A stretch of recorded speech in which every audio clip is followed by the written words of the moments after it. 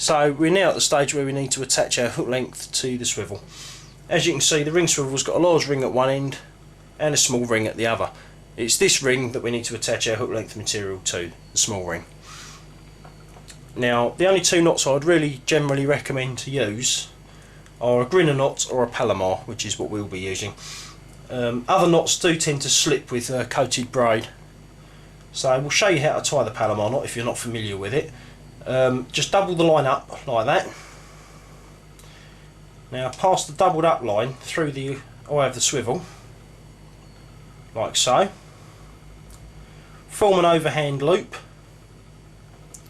Just bring that back into shot for you so you can see it. So we form a simple overhand loop like so. Pass that through, pass the small loop through the loop you've created. Easier said than done when you're doing it live on camera, trust me. Okay, don't pull it all the way tight, just pull some down like that. Now pass the entire body of the swivel through it, like that. Now before you pull the knot tight, as with any fishing knot, you always should really wet it down, as it will prevent damaging the line.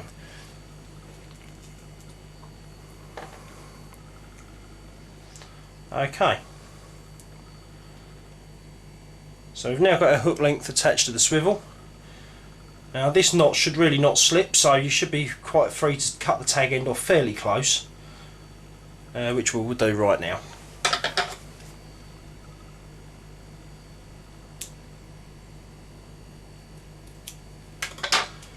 Okay, so that's our hook length finished.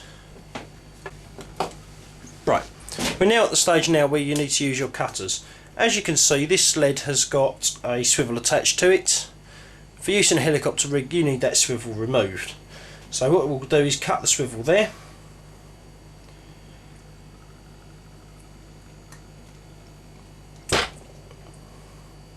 And we should just be able to remove it, leaving the lead, as you can see. The construction of the rest of this rig is now quite straightforward really. All you need to do is attach your lead to the quick clip.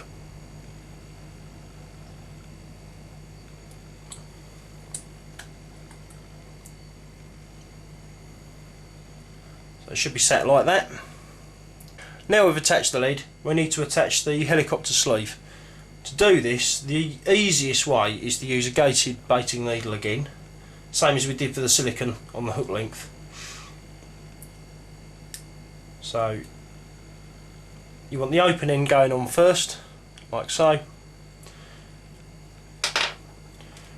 Now as you can see, as we mentioned earlier with this leader, there are two slightly thicker areas to it. It will be a slightly tight pull over these, but it will pass over it quite safely.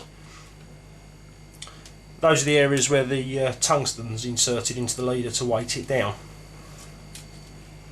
So we slide that down. As you can see, there's our lead. That should sit up and slide nicely over the lead and sit down nice and tight to it like that. The next item you need to fit will be the 4mm bead.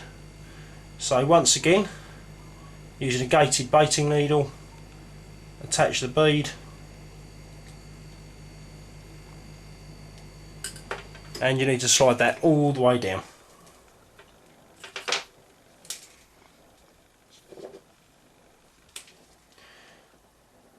That should now sit nice and tight up against the top of the helicopter sleeve. Okay, last couple of bits now. Large ring of the ring swivel goes over the leader and down. And then, last but not least, you take your helicopter bead, push that on. You should have the small cone end facing towards the top end of the leader. Slide that on, pull it through, again easing it over the two lumps of the tungsten in there. When you bring it down to the end, it will pick up on the last little piece here. You need to leave a slight gap, around 5mm, which allows the swivel to freely move. And that's it, the finished helicopter rig. We hope you found this tutorial on building a helicopter rig to be useful, and be sure you visit www.carp-fish.co.uk and join up on our forums, where you can become a part of our fast growing community of carp anglers. Thank you for watching our video.